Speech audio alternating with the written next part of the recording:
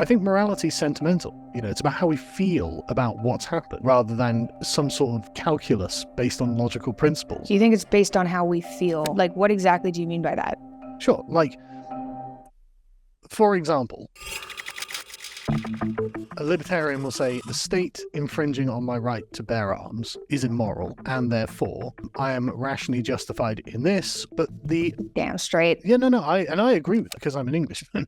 But the underlying thing under that is a kind of moral prejudice. Do you identify as a conservative? I guess I would call myself a traditionalist rather than a conservative. I feel like I've gone with libertarian since I was like 14. Well, I mean, libertarian's an ideological viewpoint. You're telling me I'm stuck in an ideology if I identify as a libertarian?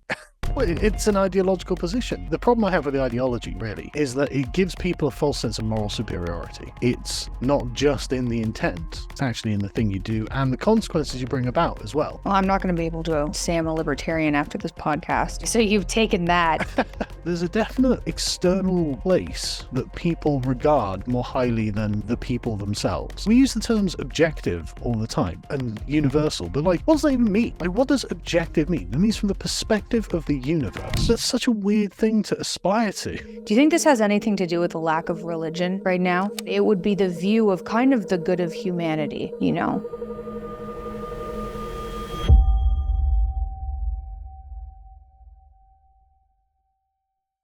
Carl Benjamin, welcome to my podcast. Thanks so much for having me. Yeah, it's nice to finally meet you. I feel like I've heard of you. I've been following you on Twitter forever.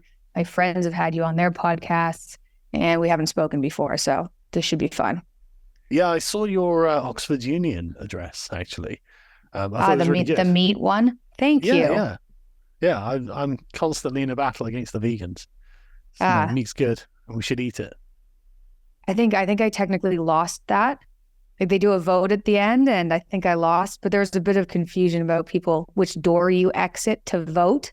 So I think I did lose that, though. I don't really care what the popular consensus on the subject is. Really? I'll decide for myself whether I think it's correct or not. Oh, you don't come off as that type of person at all. Oh, really?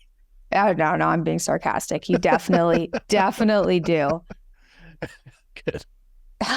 So were you always do you identify as a conservative? Yeah, I think conservative is, excuse me, a fairly, it's quite a broad label. It's not very, very deep, but it's good enough. I guess I would call myself a traditionalist rather than a conservative, but they overlap quite significantly, so that's fine. Okay, what's a traditionalist versus a conservative? Well, a conservative is someone who is always chasing the last paradigm, whereas a traditionalist is someone who is constantly moving forward in their own paradigm. In the paradigm that we've inherited from the past, living in the present, and then inevitably move forward into the future. And I guess you could juxtapose this against any kind of ideologist who has an abstract, a priori view of what the world should look like, and they're constantly trying to impose that onto reality and reformat reality to make that fit this predefined vision. Okay, that seems to make sense. I feel like I've gone with libertarian since I was like 14, even though I probably only have a vague understanding of what a libertarian is, but I didn't identify as a conservative. It's I don't think I'm that. I don't really like anybody, whatever viewpoint, not agreeing with anyone, unless I think it's right is. Yeah. Although I suppose everybody thinks that way. Well, libertarian's an ideological viewpoint. So you've got a sort of You're telling me I'm stuck in an ideology if I identify as a libertarian? Hey guys, I hope you're enjoying this episode. I certainly did. Just dropping in to suggest a sauna blanket as an excellent Christmas gift for your loved ones or yourself. Bon Charger's infrared sauna blanket is my go-to portable sauna blanket. Again, we're exposed to so many toxins daily. I don't think people take that as seriously as they should. I wish this was touched on more because I think it's what's behind my autoimmunity and food sensitivities and my parents' illnesses, environmental exposures, and saunas are one of the things you can do to help your body detox faster, among other things. These sauna blankets work just like a big sauna, but they're portable, easy to clean, easy to store. They ship worldwide, And if it doesn't meet your expectations for some reason, or maybe you're just whiny and you don't want to sweat, their easy return policies has you covered with a 30-day trial and a solid 12-month warranty. You can go to bondcharge.com, that's BONCHARGE.com/MP, and use code MP to save 15% off. It's linked in the comments, so consider it as a healthy Christmas gift. Enjoy the rest of this episode. Well, it's an ideological position, isn't it? Like, it's, I mean, a lot of people do have ideologies, and it's not necessarily that ideologies are always bad. I guess the question is really whether you let reality get overridden by the ideology or you override reality with the ideology. And the problem I have with the ideology really is that it gives people a false sense of moral superiority. And they say, well, I adhere to a particular ideology and therefore I am a good person, regardless really of what I've done or what I will do, because I hold a certain set of beliefs. And I just don't really believe that morality works that way. I don't really believe that being a good person works that way. I actually think it's not just in the intent that morality is located. It's actually in the thing you do, and the consequences you bring about as well are all part of the moral scheme. And so you can believe a good thing, do a good thing, and end up with a negative consequence.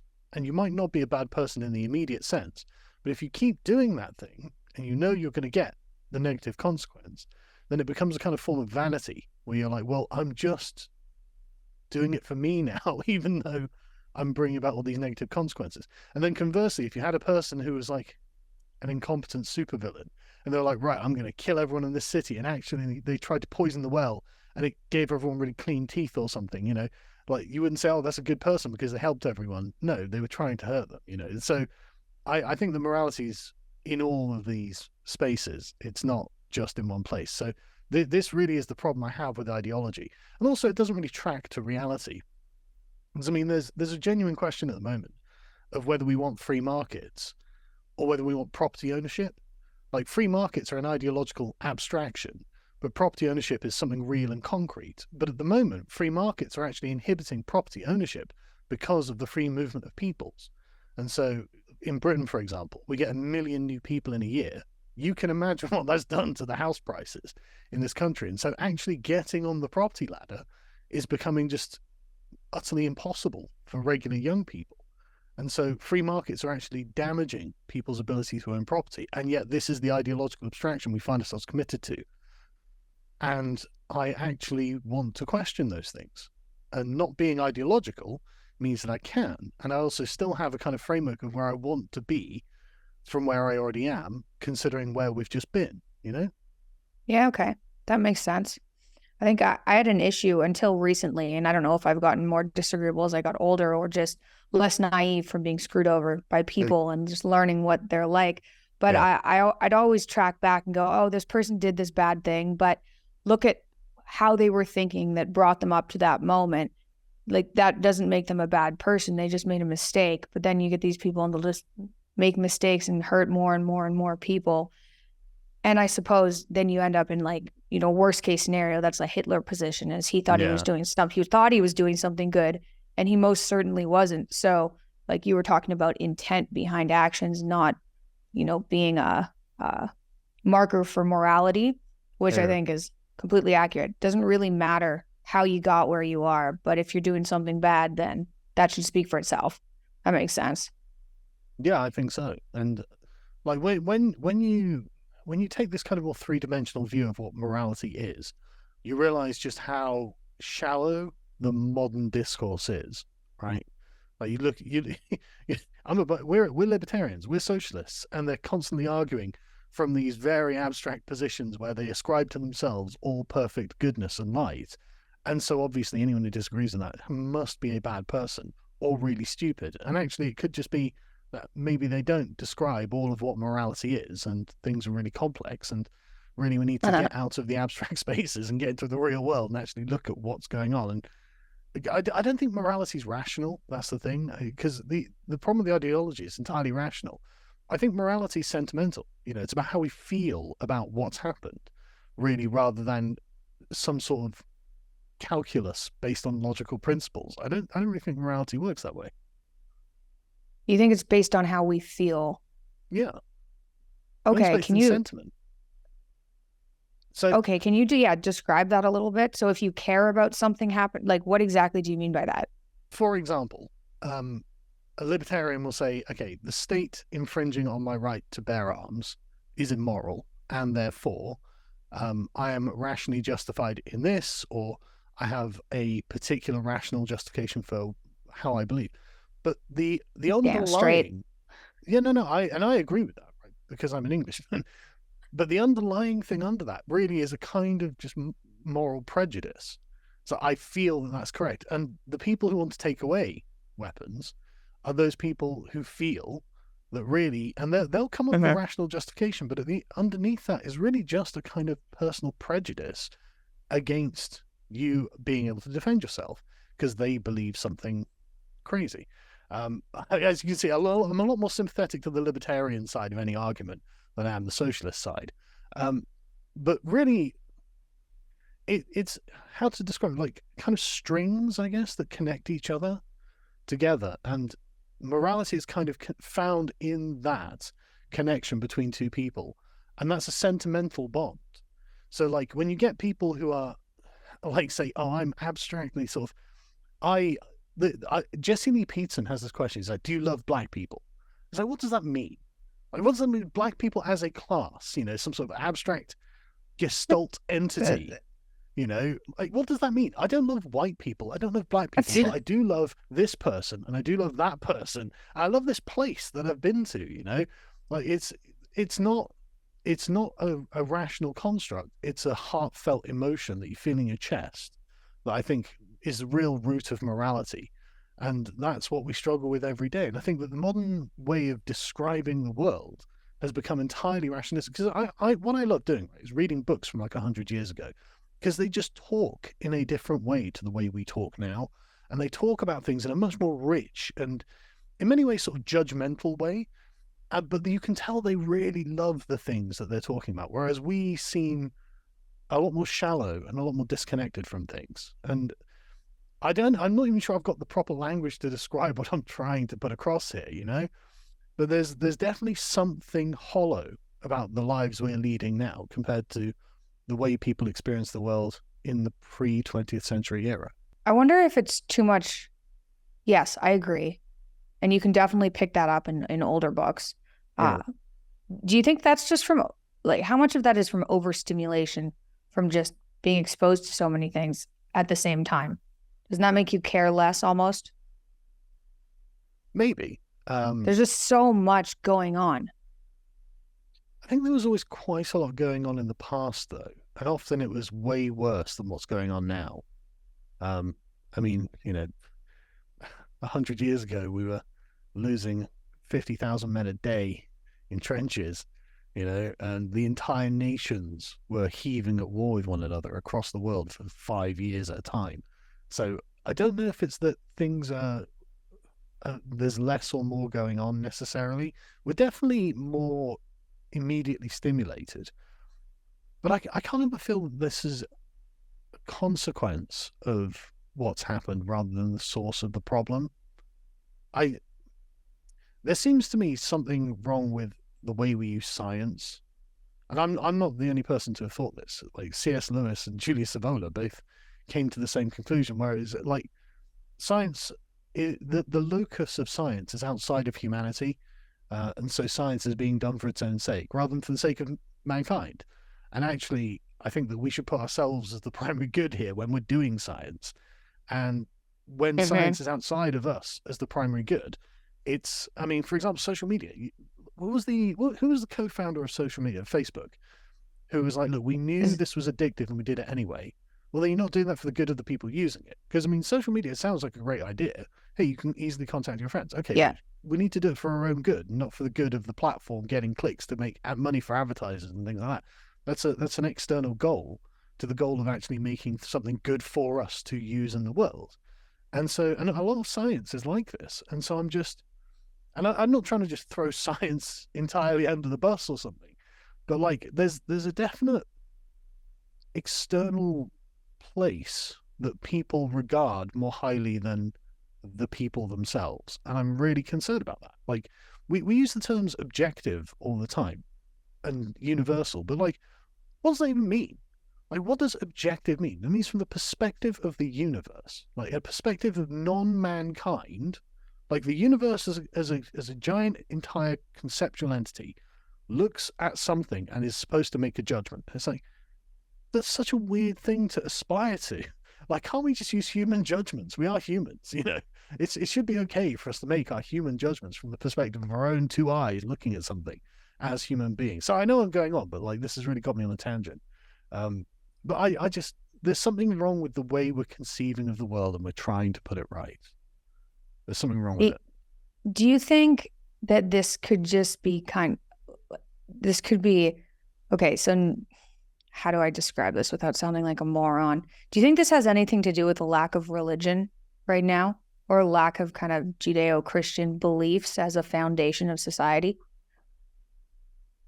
Because that would put you outside of not science, like that's not exactly what I mean, but it would be the view of kind of the good of humanity, you know, as opposed to looking at things through this objective scientific lens. So I've wondered this because I wonder.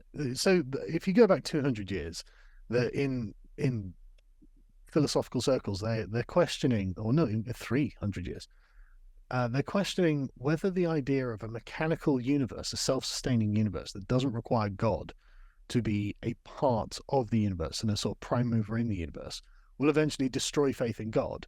And this was proposed by John Locke, and it was refuted by a chap called Berkeley. He said, no, look, you're going to create a world full of atheists if they don't believe God is the underpinning force of the universe. And John Locke, who himself was obviously a deeply religious man and wanted atheism outlawed, essentially just denied this. He said, no, that's not going to happen. Well, actually, he was wrong. That has happened. Like, if you look around, especially in my country, almost everyone is either some version of agnostic, atheist, or nominally Christian, but never goes to church. The church attendance here is like 6%. It's really low. So in our sort of revealed religion, we're atheists.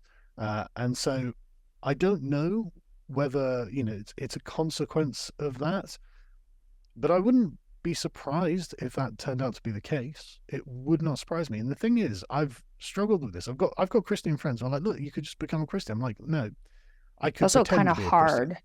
Yeah, right. You can't just like suddenly become one. Exactly. I was raised in what is essentially a sort of irreligious society, and so I've been trying to explain to them, look, I actually feel like maybe it's a kind of disability or something. I just don't have the thing required to do the thing that you're asking me to do. But yeah, I don't know. I had a pretty big shift. So 2 years ago, I grew up in a totally like either atheist or agnostic society too in Toronto. I didn't know anyone. I knew one person whose family went to church, and then he was always complaining, oh, I have to go to church. And then he stopped going to church. And that was the only, and I was like, oh, the weirdos that go to church. That was like, and then I had my dad, and he told me, oh, there's like importance in these stories. But I mean, it's hard to understand that when you're like 10. And then a couple of years, I just had too many weird, miraculous experiences where I finally like clicked in. And so now I believe in God, which is something that I had always been like, maybe, I don't know what's out there. Like maybe it's a thing, but I never got it. And my mom converted to Catholicism, and I was like, that seems to be working for you, but I don't get it. I don't feel it. And I feel like from meeting Christians, specific Christians, the way they look at the world is definitely significantly different than how I grew up. Like I grew up looking at it through a scientific, objective lens, and it was pretty depressing, I would say. It was kind of harsh, but it's not something you can just click on. Oh, believe this. Yeah. Like how are you supposed to believe that? No, I'm totally with you. Like for me, I never felt like I lacked religion. There was nothing. There was no like hole there for me. I was just being a happy, normal person my whole life. You know, I've always been pretty optimistic, but I've never not believed in a sort of mechanical universe because it seems to be true to me. but there are definitely unanswered questions, but the point I think you're making is totally true. Whatever it is I'm supposed to feel, I just don't, and I don't want to be unauthentic about that. But conversely, I am very sympathetic to the Christians. I mean, there are, every Christian I've ever met has been a lovely person, right? Really good, really decent. That's always weird. Yeah. Yeah, and so I look back at the new atheists. And I think, why are you attacking these people? Like, I'm the worst people on earth to attack than these people. And then Christianity is the tradition of the West, right? It's definitely the moral bedrock upon which our societies are based. And again, this is another place where the new atheists were just wrong. Really, the Enlightenment, the secular rational world, wasn't something independent of Christianity. It was made by Christians, and so I don't see why we would deny that, as it's so self-evidently true if you just know anything about the history of the evolution of our philosophies. So that's another thing. Okay, well, why can't we give Christianity its just due here in improving the world? And there's nothing repugnant about Christian doctrine to me either, right? That I don't want to be like, well, Jesus was a great moral teacher. I mean, obviously, that's not really as an asinine thing to say. But there's nothing repugnant about the religion, so I don't feel the need to attack it. I can think of far more repugnant religions to attack if I felt inclined. So I don't understand why we aren't more sympathetic to the Christians. But the Christians are the ones who just get ignored, if not persecuted. I mean, in my country, they're actively being persecuted by the state. For example, if you're a Christian woman and you go and pray silently in your own head outside an abortion clinic, you get arrested for having a thought crime. So and if you're a Christian street preacher, you get arrested for spreading hate speech. So yeah, that doesn't happen to the Islamic preachers. So it's just remarkable. That's interesting. Yeah. That's weird. So if you have two people that are, I remember there was this guy in downtown Toronto that used to walk downtown, and every time you passed him, he'd yell Jesus. And so you'd pass him and it's like, oh, like this guy yelling Jesus at you. So those people, if they're of like Islam faith in the UK, that's okay, but it's not okay if they're Christians. I haven't heard this. I've never seen an example of an Islamic preacher on the street being okay. Having any kind of negative contact with the police. But I've seen it multiple times where a Christian preacher, and often they'll be from Africa, so it's not even, they're not even native people, but they'll still be arrested because it's Christian doctrine that they're promoting.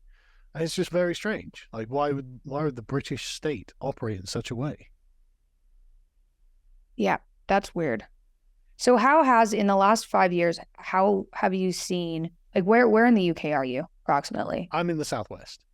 Okay, and have you seen that area change in the last 5 years? Yeah, it's been tragic. So in Britain, we're a very small country with a very high population density, particularly in England. And we, for some reason, for the last 13 years, have had a Conservative government that has just allowed increasing numbers of people from anywhere in the world to come and live here. And that has noticeably damaged not only the fabric of society, but the institutions of society. And it's driving the country off of a cliff, because a lot of our infrastructure was built 50 years ago for a population of about 45 to 50 million. And we now have official figures put at 69 million. But the thing is, there are going to be millions of illegals also here. So it's probably somewhere north of 70, up to about 75. In 2011, one of the supermarkets came out and said, we're selling enough food for 80 million people. And everyone says, that can't be right. But it might not be so terribly wrong. Because, I mean, they are feeding people, so they should know. But the thing that's done is made everything worse. It's just the sheer number of people. So the roads are always packed. The roads are in terrible condition. Everything costs way more than it ought. Healthcare is a black hole. So every year, I mean, and it's just mathematically inevitable. If every year you bring in 1 million people and say 1% of those didn't need to use the healthcare system, which is going to be way more than that, but let's get charitably 1%. Well, that's 1% that's not being paid for. So that's an extra however many percentage out of the budget for the National Health Service that has to come on the shoulders of the people already here. And then you think, okay, well, they'll get jobs. Well, let's assume they all got jobs. Next year, you've got another 1 million people and a percentage of those. And so it's inevitable that the costs will continue to spiral. And this is just destroying the NHS. Like, it's terrible for the doctors and the nurses because they're run ragged. The NHS has got like a horrific staff turnover rate where obviously people don't want to work there as a doctor or a nurse. They move abroad. They go somewhere else where they'll actually be paid half decently and they won't be run ragged all the time. But then you've got like so many other things, just like jobs. It's about rent or housing or social services. It's about literally, and then you look at the actual state of the cities, because no one's taking care of where they live, because the social fabric is kind of constantly under attack by the addition of new people. Everyone just lets everything fall into disrepair. And so you walk through the high streets and you can see the quality of the buildings. It's just, they're falling apart because they're not being upkept. And then you look at the actual high streets themselves, and they're all boarded up, just boarded up shops. And often what they'll do is they'll wallpaper on a picture of an active shop. So it's like, yeah, this used to be a high street. Oh, that's creepy. Yeah, and that's not the fault of necessarily immigration or anything like that. But then you get lots of foreign shops springing up in the town centres where the immigrants live. And so where I live, this has happened in the last 3 years, 4 years. Like just before the COVID pandemic, this was a relatively normal English town, but immigration keeps going. And now something like a quarter of the town is foreign born. And it's really noticeable in the town centre. And I work in the town centre. So I'm going, and like, it's just every day. It's like being in the bazaar of Baghdad. Like, it's not any, if it was a people from somewhere, you could at least be like, right, okay, that's predictable. I can get to know the culture. I could possibly learn some of the language. I could learn the habits. I could make some friends in that culture. But it's not like that because these people are from literally everywhere in the world. And they don't know each other. They don't share a common culture or a common heritage or a common language or a common religion. And so it's just people, like this sort of nomad mass of humanity that's just wandering around a small, well, it's not small actually, it's quite a large town in Wiltshire. And it's just like, what are you doing here? You can't possibly have known when you were living 50,000 miles away that my town even existed before you arrived. I don't believe you knew that this place existed before you got to the UK. How did you arrive here? But anyway, so yeah, things are degrading, and people feel alienated. I actually walked past a friend of mine. Then this is another thing that really bothers me is that I've lived in this town for 25 years, and my family is from one of the sort of suburbs of this town, and I had loads of friends here, and whenever I walk through the town centre, I'd bump into 2 or 3 people I met. Even though there's like 250,000 people in the area of Swindon where I live, but it had a kind of small town vibe because it wasn't a city, and so everyone kind of knew everyone else, so you'd have recognised them from hanging out with someone else, whatever. And so I'd walk through the town, I bumped into friends and family and stuff, but that just never happens anymore. And I bumped into an old friend of mine, and we were just standing in the middle of the shopping centre in the town, surrounded by just people from all over the world. And he's like, mate, I feel like a stranger in my own land. He's been here his whole life, and he feels totally alienated from the town he's been born and raised in. That's how quickly this has happened. And this is what's happened to these people and to me. And it's not fair. It's not fair to do this to these people. That's wild. I feel like Toronto was always kind of a melting pot of people. Sure. But they were all kind of Canadian, right? So they'd immigrate, but they were all Canadian. Like it was a melting pot, but it was nice. And I left Canada a couple of years ago when the COVID didn't stop there, when they shut down everything and like wrecked downtown. I was like, okay, this is heading in a bad direction. I'm going to go to America. That seems to be there's America crazy, but there's at least pockets in America that aren't crazy. And in Canada, I couldn't find that anymore. It boggles my mind that government officials didn't see any issues, Like they must have at least foreseen the healthcare system having issues. You'd think if you had that job, you'd be like, hey, this seems like immigration is great. Let's get these people in, but let's definitely make sure we have healthcare for everyone who still lives there and is going to come. Like, how do you miss that? Arrogance? It seems important, doesn't it? A little bit. It seems important. And pensions as well. Just like one of the reasons that the British government brings in so many foreigners is because they think, well, we need people to pay for pensions. It's like they get old too. Like, you know, they don't stay young forever. They also get old and draw a pension. And so it's a pyramid scheme, effectively, to try and keep the pensions up.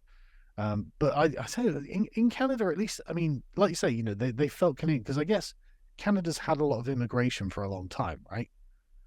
Britain's never had immigration. Like 1948, 49, something like that was the very first time we really had immigration to this country. And even then it was about 400 or 500 people, like 400 or 500 people. And so for most of the 20th century, Britain was just a British country. It was just the native population of Britain that lived here. And then towards the end, in the 90s, the government's decided we're just going to open up the borders completely. And now a quarter of England is foreign born. And it's just like, okay, but we're not prepared for this. Like, we don't have, like in America, it's fine because they've got an ideology for it, right? They're like, oh, you've got the American dream. We have Americanism. We can define in like 5 points what it is to be an American. And so you have a very clear set of instructions on what you're supposed to do as an immigrant to America to fit in with Americans. We don't have anything like that. We're nothing like that. We're an old world country. We're an ancient country. We're 1,000 years old. You know, we're not prepared for this. And so it's just like they're and so basically you get what in America you call white flight.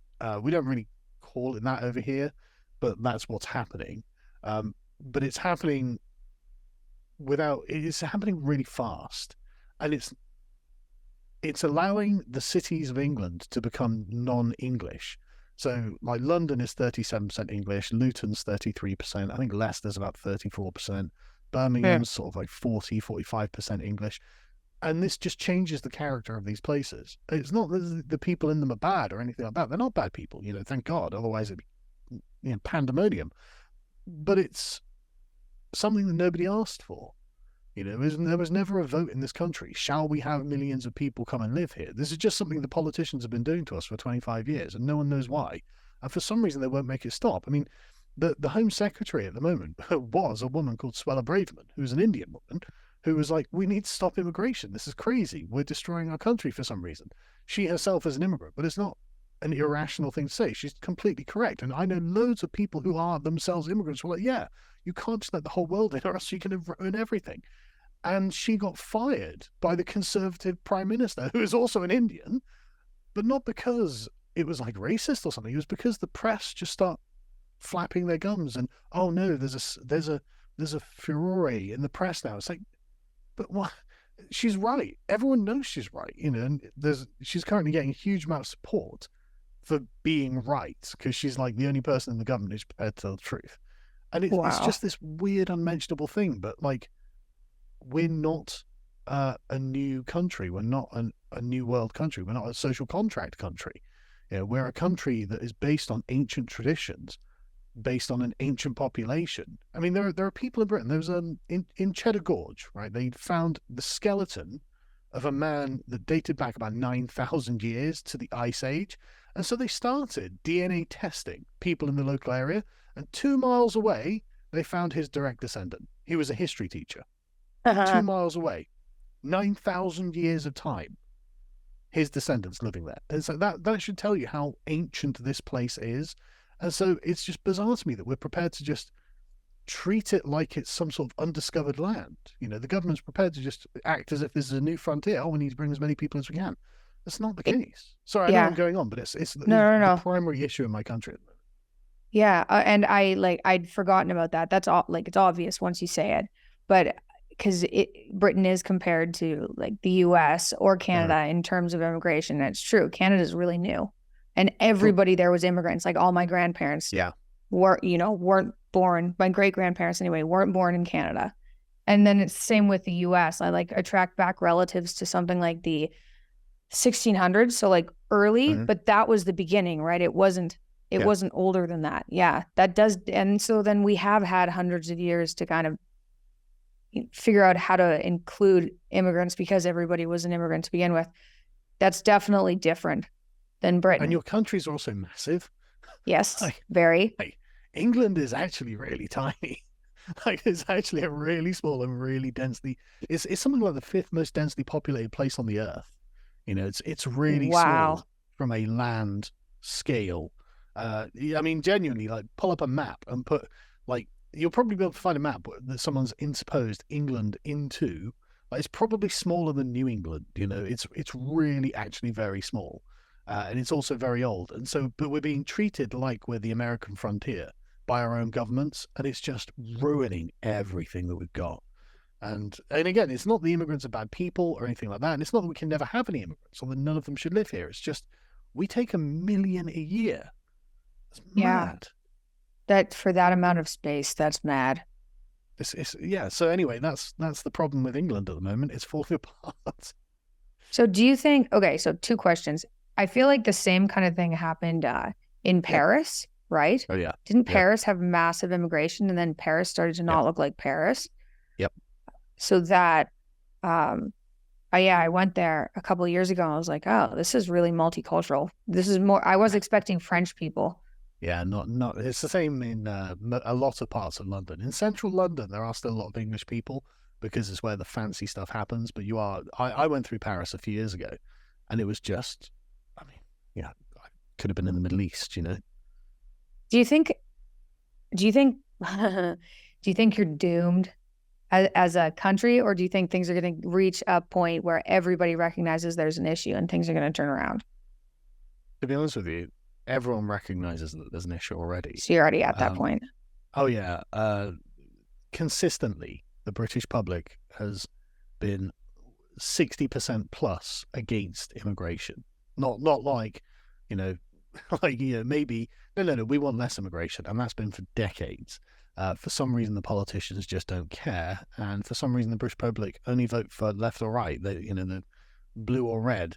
For some reason, they won't vote for a third alternative that will actually do something about it. So, I mean, doomed is a strong word that I probably wouldn't use because we're a very old country. Things have been worse, right?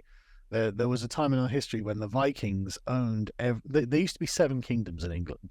The Vikings conquered all but one, and that one kingdom went on to reconquer all of England. Oh, So wow. that was Alfred the Great. So it's been worse. It's been way worse. But it's not looking good. And the problem is not that things are unsalvageable. The problem is we're on a set of rails and there's no light at the end of the tunnel, and we are just going to keep going down these rails. So things about now, in 50 years' time, they're going to be way worse. Then 50 years after that, it doesn't really bear thinking about. Yeah. So But we could change this at any time. Did the Vikings stick around? Like, is there a subset of the populations that are Vikings, or did they get kicked out or killed, I guess? Both, all 3, actually. So initially, Alfred reconquered about half of England, and his grandson went on to conquer the rest, which kicked out all the Viking rulers. But there were still populations of Danes living here. And then a chap called Ethelred the Unready conducted a kind of Rwanda-style massacre of Danes in England. Oh, This was in about the 900s, so this is the sort of thing people did in the 900s. I mean, and don't feel bad for the Vikings, right? They had come over as genocidal rapists and pillagers, right? okay, So, okay. don't they settled the area by killing the people in the area. Don't feel bad for these guys, and they did this all over Europe and in the Mediterranean and in Russia, and they weren't good guys. Don't feel bad for them. But this then backfired, and a lot of history happens. But basically, there is I can't remember what the proportion is, but it's probably like 10 or 15% of, if you were to DNA sequence the English, you'd find it was Danish genes, and then about half Celtic and about third Anglo-Saxon, or 40% Anglo-Saxon. So the English are very much a sort of mongrel race, and the Danes definitely did contribute to it, but that took 1,000 years. It's a very long time. and we kind of made it happen. We had kings who were going to do it by the sword. We don't have a government who's prepared to do anything like that these days, and probably for the better. Probably. Yeah, I feel like there's so many wars recently that you think when you're growing up, oh, this is stuff that happened back in the hundreds of years ago. This doesn't happen anymore. Yeah. And I feel like there's more and more events happening now that like, oh, people are still people. Like we have these rules in society, and you're like, well, our society is more advanced. It doesn't do things like this anymore. And that seems to not be true at all. Yeah, this is liberalism telling us fairy tales, I would say. Liberalism's kind of like a magical spell. It kind of casts itself over your mind. And I was a liberal for many years, like consciously a liberal. And then I just started reading through all of the sort of canonical texts of liberalism and comparing them to what had happened and to other philosophies. And I realized that it's just really well-meaning, but it's wrong. It begins with the idea of a kind of universal human, a sort of proto, universal person who's running around on his own in the woods. And one day he bumps into another person, and they don't really care about each other because they're just getting pine cones and acorns and stuff, fruit from the woods. But one day, for some reason, they decide, hey, should we form a government and a society? And they're like, yeah, that's great. And that never happened. That's just a total fantasy. But that's what liberalism believed. And that's the bedrock of liberalism. And that's what it's actually trying to get us back to. The concept of rights, even in the sort of classical liberal thing, is based on the idea of what can a man do when he's alone in the woods. He can speak, he can own weaponry, he can own property, he can get his own food, he can dispose of his own property if there was a market in his own way. That's what liberalism's trying to get back to, is the idea of the atomized man in the woods. But that's just never been the case. And so liberalism's trying to bring about a kind of fiction. And so it's trying to create these kind of universal men who are just the sum of this very sort of narrow corridor of rights, and saying, right, all humans have these rights. And in a way, yes. But what that does is when you abstract man away from society, you have to abstract all of the particulars of society from the man. And so, okay, he's got a different religion, he's got a different language, he's got a different culture, he has different interests. All of those things have to be taken away to get the universal man. But they're actually all real things that really exist in the world and actually really inform how people act. And so actually, there was never a universal man. We're not all the same. Actually, we're all different. And we don't really understand those guys either. That's the thing. You really don't understand how those people think. And liberalism makes us arrogant enough to think, well, no, they'll all just become like us. And we're seeing that's not true. We're seeing that's just not the case. And so this is why I stopped being liberal, basically. Hey, popping in again to remind you guys to try my after party hangover supplement. If you ever drink, I find it reduces 80% of my symptoms or more, possibly more, and makes me feel chill and calm the day after drinking. It's actually crazy.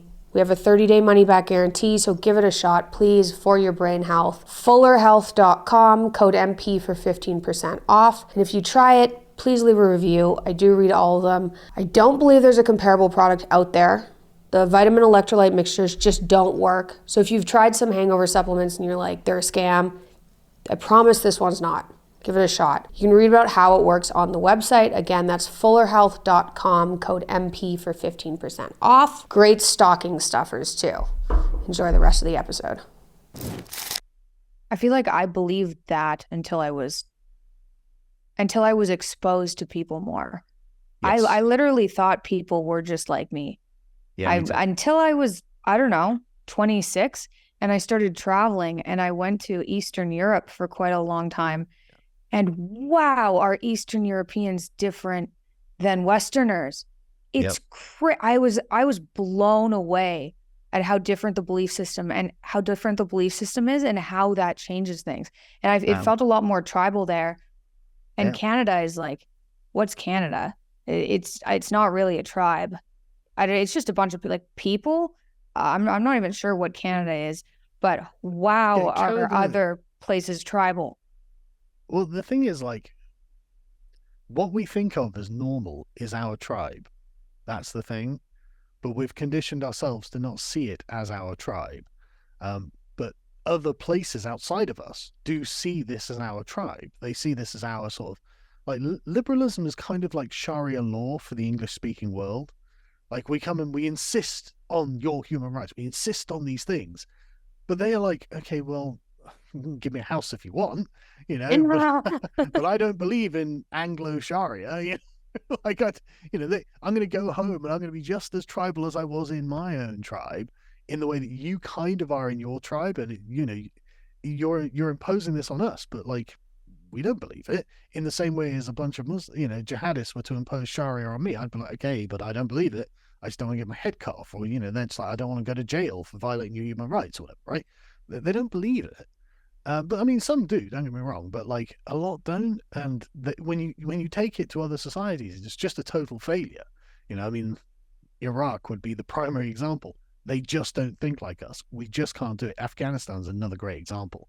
Like, oh, we're going to set up a liberal democracy in Afghanistan. It's like, you're mad. You don't know these people if you think that's going to work. And the second America pulls out, the whole thing like implodes in a vacuum.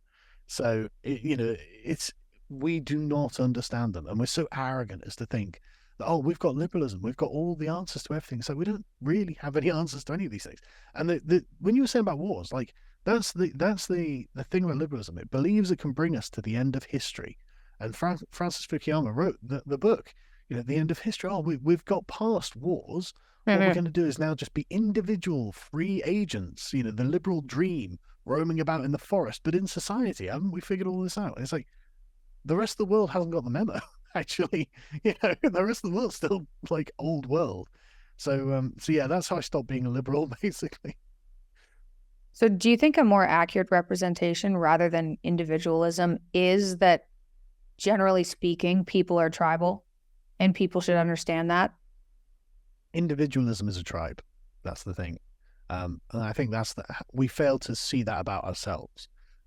It's the English-speaking world that's individualist, and we have encouraged, say, the French and the Germans to try and adopt that as well.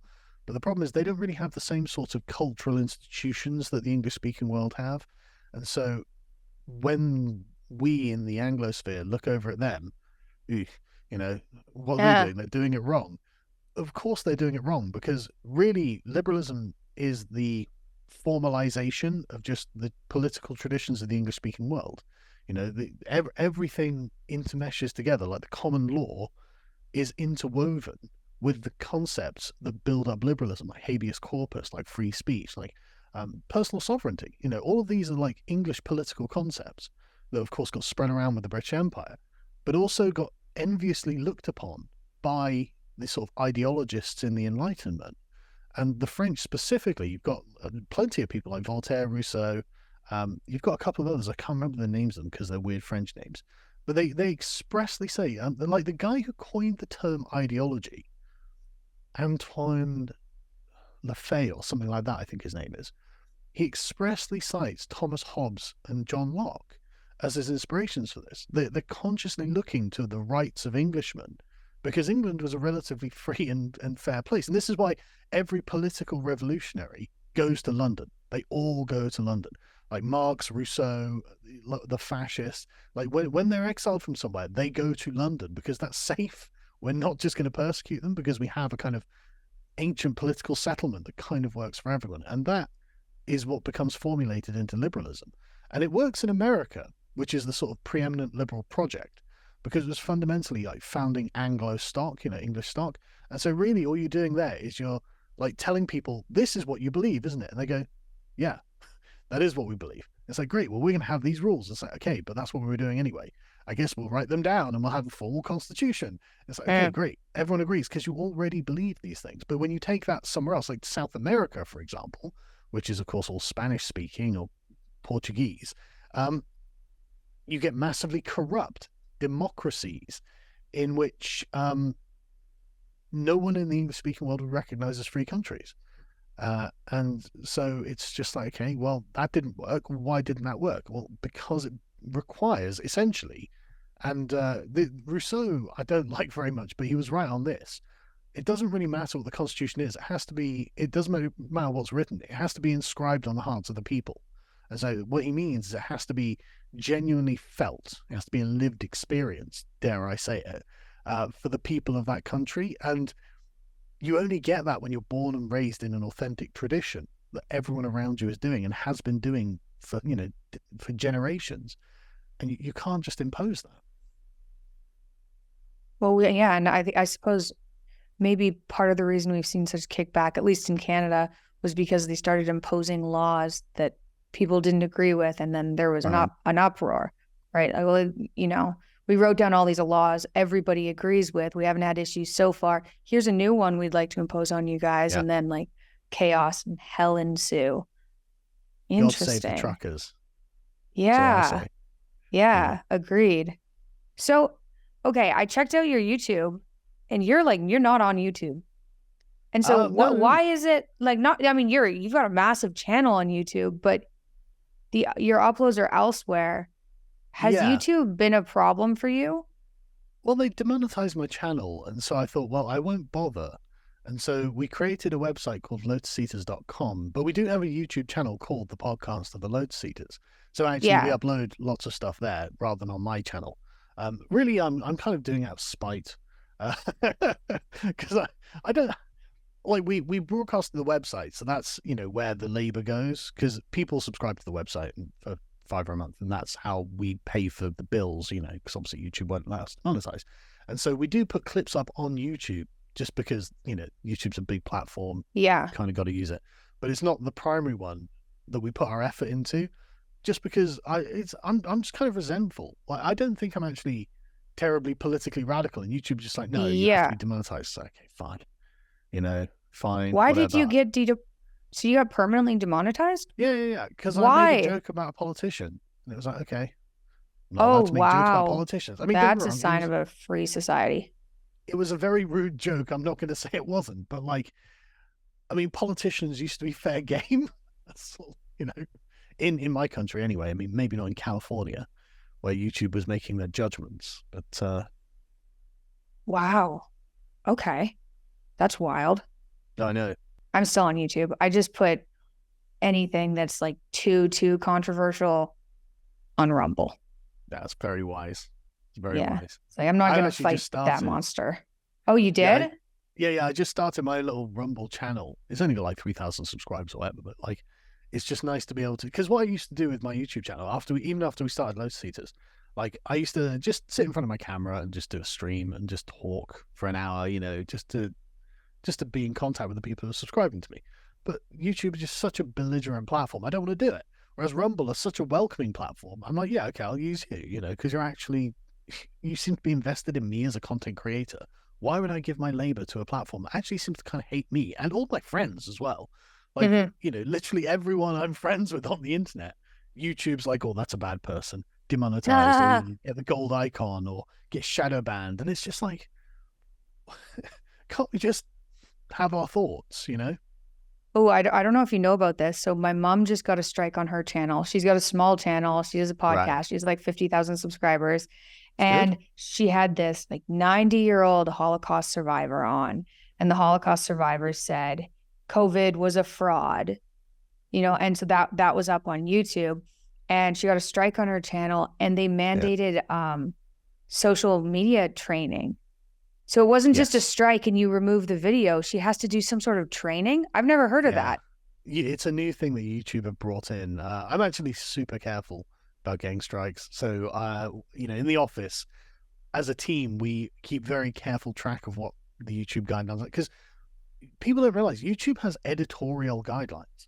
Like, as I understand it, the law in the United States that prevents YouTube from being sued by people instead of the person who uploads something, say, defamatory or libelous, is because they say, well, we're just a platform, we're just here to host content, and therefore the person who puts the content up is the person responsible for the editorial decision, and therefore they're the ones you sue. We get out scot-free.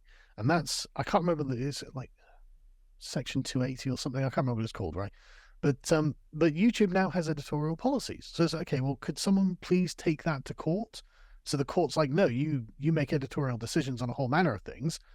you can sue YouTube now. And then I tell you what, they will stop with their editorial guidelines very, very quickly when it becomes apparent that actually people can sue YouTube because they're not adhering to the standard that allows them to act without being sued. So, I mean, I think that would go very far in an American court. I'm not an expert, but like, it seems like a fruitful thing for, because I know there's sort of like YouTube lawyers, there's a culture of YouTube lawyers.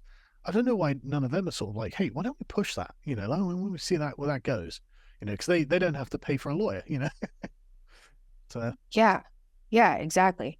Okay, so you're just careful with YouTube strikes. That seems like a good idea. I told my mom that too. I was like, don't fight it. You can't fight it. You can't like write something and they're going to change their guidelines. It's just you have to be careful about what content you put on YouTube. You have to play the system. Yeah, you're living under an absolute tyranny when it comes to YouTube. You've got no right of appeal. You know, if they give you an appeal, you're very lucky, and if they deny it, there's nothing you can do about it. There's no arbiter. You're just under the tyranny. So you've just got to be smart and just accept, okay, these are the rules. I'll have to play by them. Yeah, agreed. Unfortunately, because I guess people are told, you know, fight back against other things, but YouTube's kind of this giant behemoth that maybe something else will pop along in the future, but it's pretty big. And there's nothing you can do either, really. You know, you've got no leverage over YouTube, so it's very frustrating. So you said, well, I suppose, okay, so identifying as a traditionalist, I don't know if you would use the words identify as a traditionalist or not, but that doesn't count as an ideology? No, because I don't have a pre-formatted image of what the world should look like. I can't tell you what, you know, there isn't just a list of things that we can do to create the perfect traditional society. A tradition isn't something that any one person's got control over. It's the combined result of the actions of many people over a great deal of time, all working independently of each other, but in the same direction. And so traditions are kind of like a civilizational trial and error, and they build up their own ways of doing things, and they build up their own character that's based on the sort of people who are doing it. So, for example, I mean, a great example in Britain is the coronation of the king or the queen. You recognize that as being obviously British, but lots of other countries have kings and queens and have coronation ceremonies. It's just that they're different in character to our one, even though they are kind of in the same mold. So, but if you had an ideology, it could be that they could all be exactly the same. You know, so these are products of kind of they're almost organic. You know what I mean? Like this sort of thing that grows and changes like a tree, and that's kind of what a tradition's like. It's kind of like a river, maybe. I like that. How did you manage to switch your views from more liberal to being more open? Like, how did you grieve that process? Like, was there because I've had some of my belief systems change when I started recognizing that what I believed was a total lie. And I feel like it really turned my life upside down, right? I didn't know what to believe. I was like, is anything true? Is anything I believed true? What else am I believing that's a lie? I don't want to believe anything that's a lie. Like, did you have that kind of switch? It wasn't overnight. It was a gradual process, but it was more about being humble in the scope of what I believed. Because the problem with ideology is because it's abstract, it becomes universal. And so you say, well, every person should live like this because I think that's good. And maybe for you, that would be good. And maybe for a small number of people, or maybe even a town or a city or even a country, that might be good.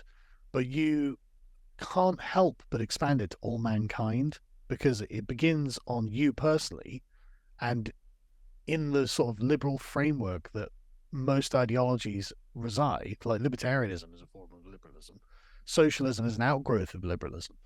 You know, they rest on the same philosophical foundations. And so you can't help but believe your constituency is all mankind. And that gives you a really big and broad and insane conception of the world, right? That's kind of mad that you're like, I'm in my head, I'm legislating for all humanity, not just now, but all through the past and all into the future for all of time. My idea is like the idea. It's like, that's wild, man.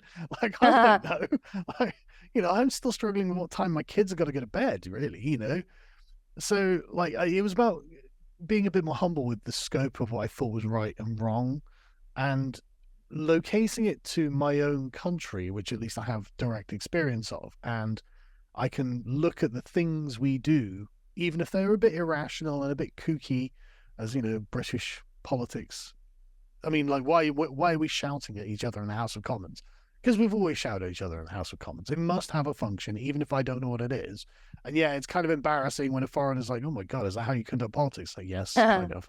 It is embarrassing, but it must work in some way, and so I'll accept it. And that's something we do, and it's a part of the wider tapestry.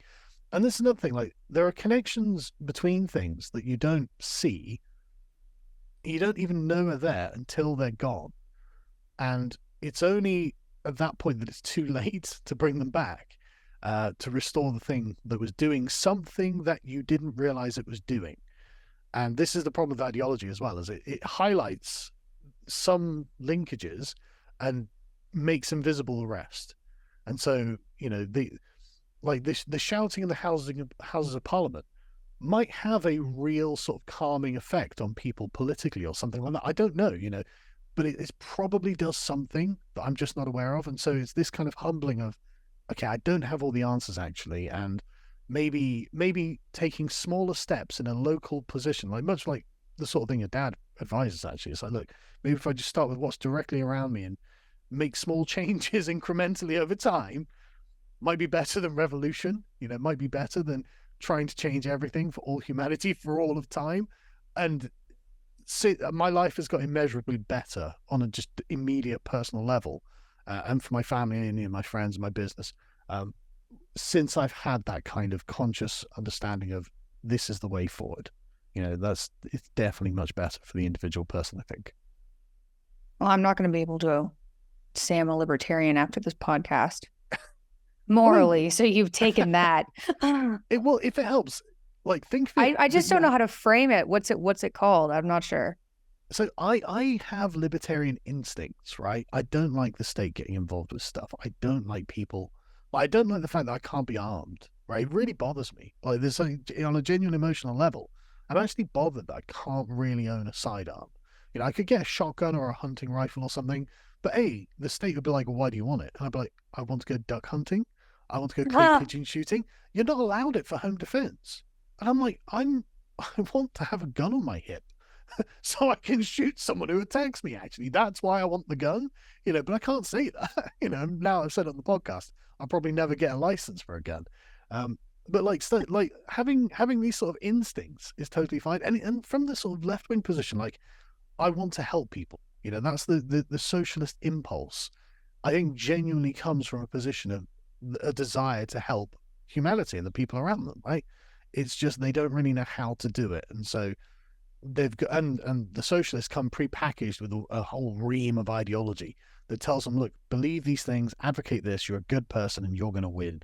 And that's seductive. It's hard not to be taken along by that, And so I think rather than being committed to the ideology, it's worth thinking of yourself as just being inclined, having the moral sentiment towards the thing that underpins the ideology, whether it's freedom, whether it's cooperation, whether it's care for others.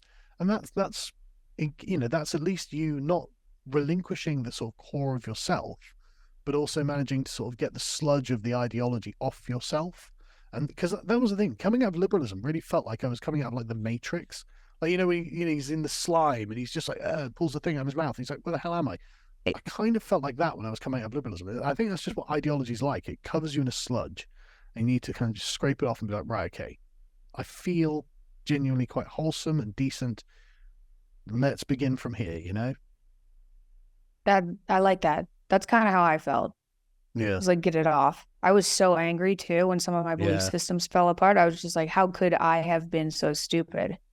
Yeah. Like I was lied to, and that's why I believed these things. But how could I have just believed these things? And for me, it started with the healthcare system in Canada thinking. And I was quite ill, and trusted the healthcare system and doctors and things. And then when that fell apart, it's just everything fell apart. It was like, well, what other figure of authority is telling me that they're there for my benefit and I trust them when I shouldn't? And so that makes you like, you get hit a couple of times with those belief systems falling apart, and hopefully it makes you humble about not knowing what else you have wrong. Yeah, it's quite mad, isn't it? I can't get over the Canadian healthcare system, man. Like, and you should hear Canadians talk about it. They're like, we've got the best healthcare system in the world. It's free. Like, there's a reason it's free. Well, you should hear people talk about the NHS. The NHS is our god. England isn't a country with a health service. The health service is the health service with a country. We live to serve the NHS. If without the NHS, everyone in England dies, you see. And we praise and worship the NHS like literally like some sort of totemic idol where we have to make sacrifices to it. And it's mental. It's just mental. And I mean, don't get me wrong, I like having a public healthcare option. I like the fact that it's there. Yeah. But I don't want to worship it as a god, actually. weirdly enough. But I can't stand the MAID thing in your country though, man. Oh, I did an opposing views podcast. So I had one person who was pro-MAID on and one person who was anti-MAID. He was from America, but the pro-MAID woman it was a doctor who spends her time, killing people is what she's doing. It was really quite disturbing. It's bad. Oh, go on. Tell me a bit. Well, she was just as creepy as you thought somebody would be. She was like caricature. She was a caricature of who I hope to get on to talk about MAID. But it's really, under the guise of compassion, and so I was asking questions like, well, what happens if people are young and mentally ill? And now you can still apply for MAID when you're young and mentally ill in Canada. It was like, well, you can get very suicidal and very depressed and not have that be your entire life. Yeah. Right. It's just, and that, like, I struggled with a quite severe depression and pain from surgeries and things, and not being able to get healthcare fast enough because good old Canada. And there were points where I was suicidal, and there were points when, it's just having that as an option is so dangerous for people who already feel like they're a burden on society and they're a burden on their family and they don't know if they're going to get better. It's just, I can't believe that's happening under the guise of compassion. It's so dystopian. It's so disturbing. And it's like 10,000 people a year as well, isn't it? Yeah, for now. Yeah. Yeah, it's like sixth. I saw a stat. It was the sixth biggest killer in Canada is the government. And I don't want to get all libertarian about it, but that feels a bit wrong. And I've seen some accounts where people who are just mildly inconvenienced by something get a letter through and say, "Have you considered killing yourself?" Yes.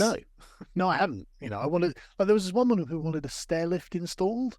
Yeah, my mom interviewed her. Oh, really? That was right. Yeah, and it was just like, have you considered just shooting? Like, no, you monsters! Like, it's mad. It's absolutely mad. Yeah, it's mad. Have you considered killing yourself? I just want a stair lift. The stairs are really hard for me. Yeah, I'm just feeling a bit down today. Could I get some prescriptions to make myself feel a little better? No, but we could euthanize you. So, great. Yeah. And the thing is as well, one thing that really bothers me about this is the way that we look at this through the eyes of the individual alone. Because, I mean, I can concede that there could be some circumstances where someone has got like terminal cancer and they're in unbelievable pain all the time. And it's like, look, we can, because I mean, this happened to my nan when she passed away over COVID. She didn't pass away from COVID. She had cancer. And so she was basically as morphined up for like the last week or two of her life. And I mean, I saw her before she went, but she was just unconscious and in pain. She, just unconscious and groaning. And it was just like, okay, this is terrible. Yeah. And so in a circumstance like that, okay, yeah, I can totally see the validity of a 91-year-old woman being spared that kind of suffering, right? But there's a difference between that and someone who's 27 and depressed, and because they've just, they've had a series of just reverses in their life. They broke up their boyfriend, they lost their job. Oh, they're getting kicked out of their apartment. Okay, I may as well just go into the suicide booth and euthanize myself. Like, it's awful. And the thing that really bothers me is, like, people aren't just alone. People aren't just individuals, right? You're connected. Everyone is born into a web of relationships with their brothers, their sisters, their mothers, their cousins, their aunts, their fathers, their uncles, their grandparents, their neighbors, their friends, like friends to be in the future, like all of these things all exist in you and are connected to you with like these sort of, have you ever seen the film Donnie Darko, right? Oh, yeah.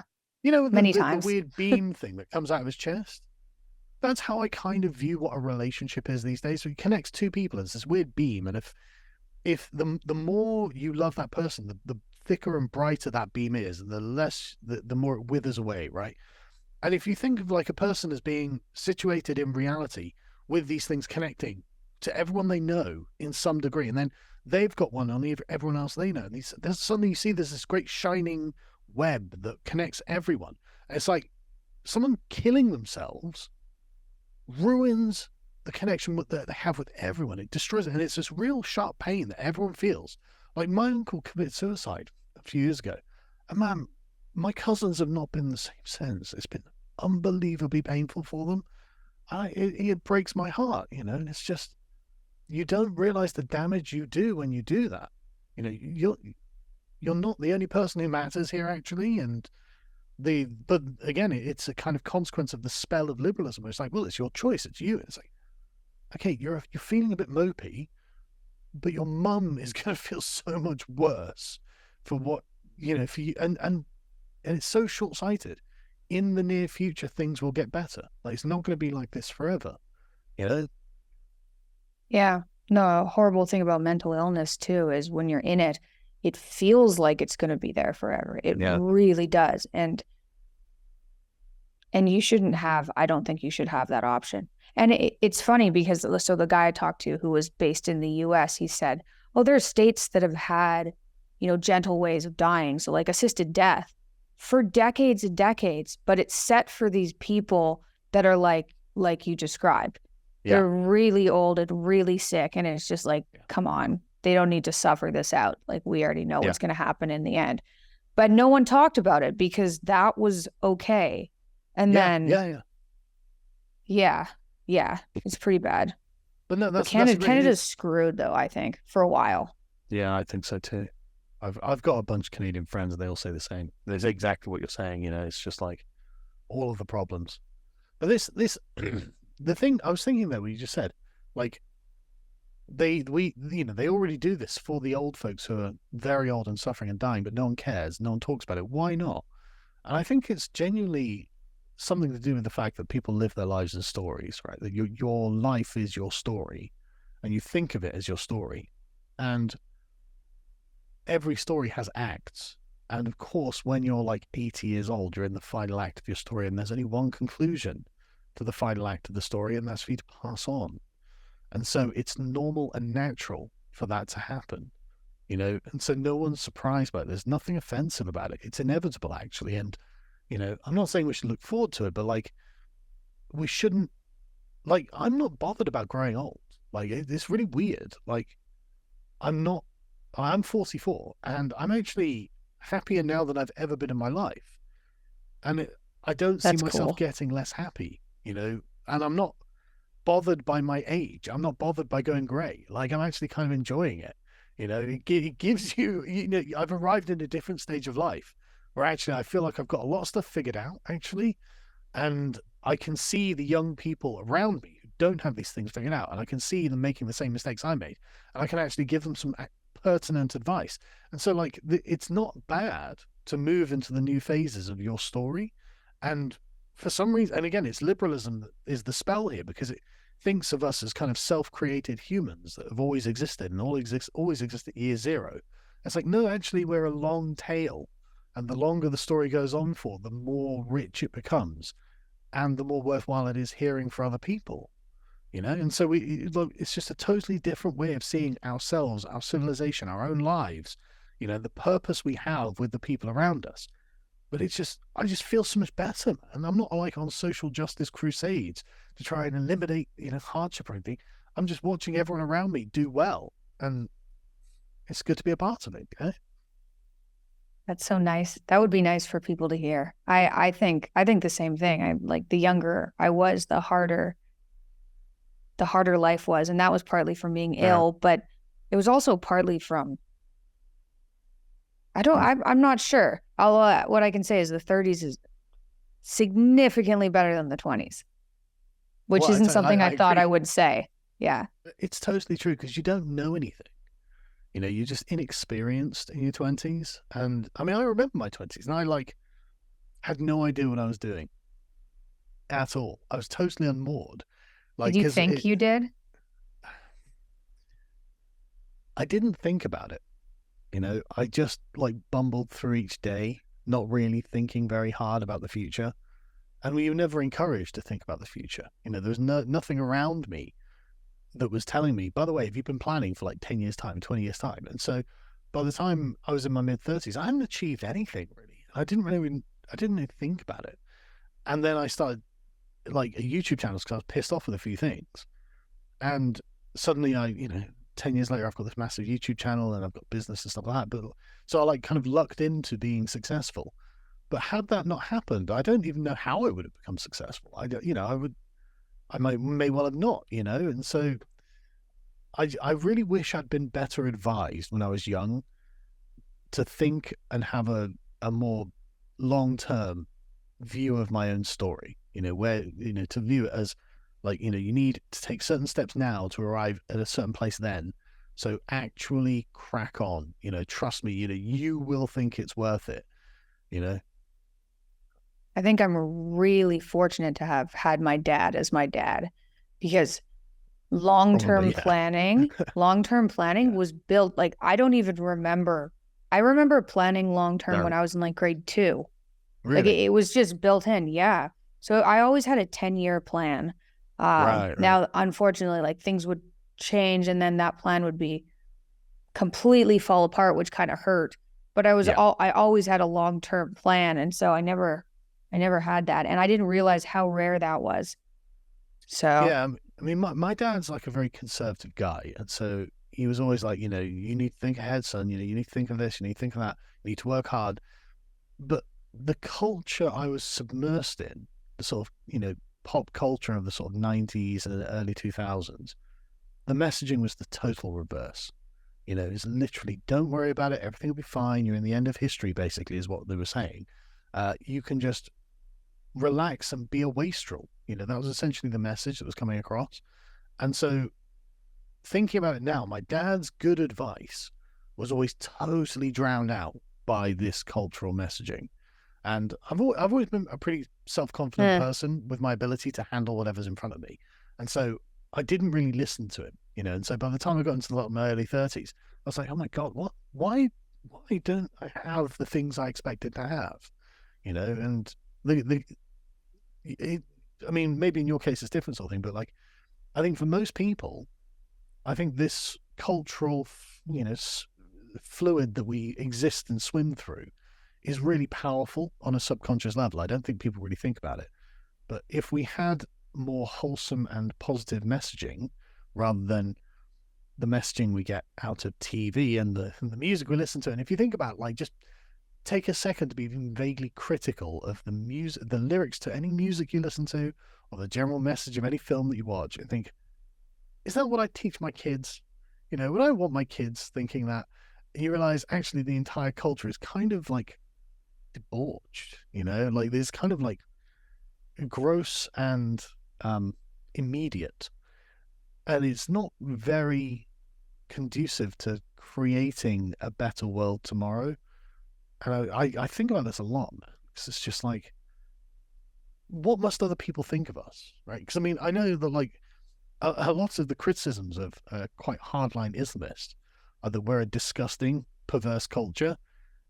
And I'm well, kind of. And here's Cardi B's WAP.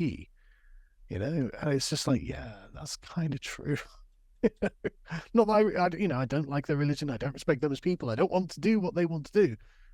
But some of their critiques do cut a bit close to home, right? So. Mm-hmm. That's how I kind of felt in Eastern Europe too, with Russian critiques of America. It's like, well, look at what you're doing to your kids in school. Yep. Not sure what I can say about that. Yeah, I can't. You've got us there, to be honest, you know. Yeah. Well, that was very interesting. Thank you so much for taking the time to talk to me. That was fun. Oh, my pleasure. Sorry, it felt a lot more serious than I thought it was going to be, actually. Like, I you know, I've seen a few speeches, not this heavy tonally normally.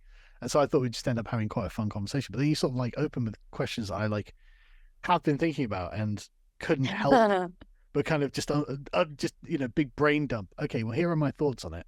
And, you know, I think they're quite existential and we need to think about them, you know. So I hope it wasn't too much or anything, you know. No, not at all. That was way better. That was good. I wanted to go deep. That was fun. So thank you. That was great. Thank you very much for coming on. It's my pleasure, honestly. I really appreciate the invite. It's really good.